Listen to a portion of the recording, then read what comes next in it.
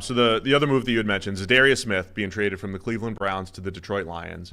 I think some other smart folks around the league had connected the dots here. I merely mentioned Arden Key as an option for the Lions. I like this even better. I think Zarius Smith has quietly been in just one of the most effective pass rushers in the NFL over the last few years. Did it well with the Ravens, did well with the Browns. Multi-gap guy. Yeah. And, over the last 2 years, I printed out some stats here to back it up. Over the last 2 years, Za'Darius Smith, among edge rushers who lined up on the interior, so in between the tackles, anywhere in between the tackles, number 2 in pressures over the last 2 years.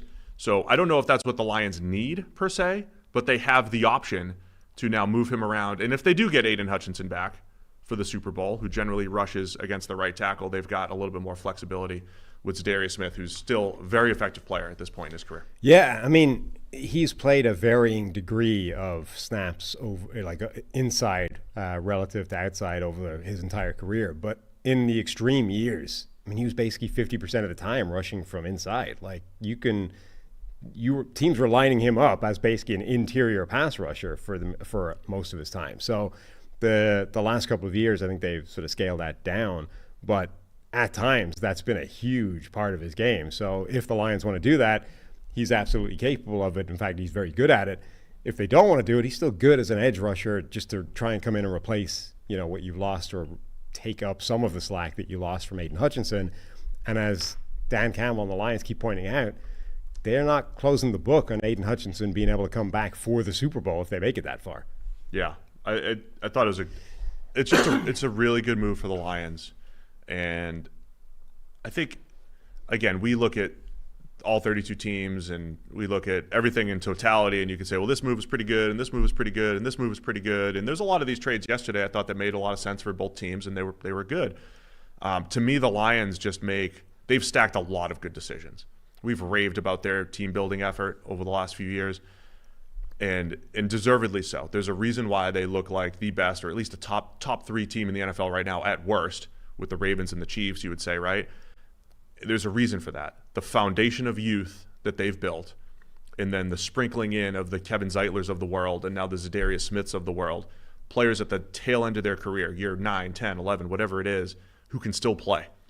And doing that for late round picks, right? Is, exchange a 5th and 6th rounder, they get a 7th rounder back.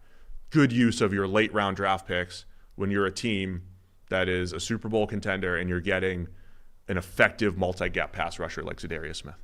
And again, as you said, the contract and all those, it's always more complicated than just the picks. But you compare the Mingo trade to what the Lions had to give up to get Za'Darius Smith. They get a 7th back and they trade a 5th. It's cheaper across the board. And just to go back to the Cowboys for a second, of course, they traded Amari Cooper for a 5. Right. And then traded Mingo for, even just in Dallas, the disconnect of draft capital for what you're getting for players. In Dallas, when they did that, they were a contending team when they traded Amari Cooper for a 5, So good job by the Lions, I thought, on that move. And for the Browns, I guess, just it's going to be a rebuild year for them. And it's stacking up on draft capital. If you've already thrown away the season, then sure, get rid of them.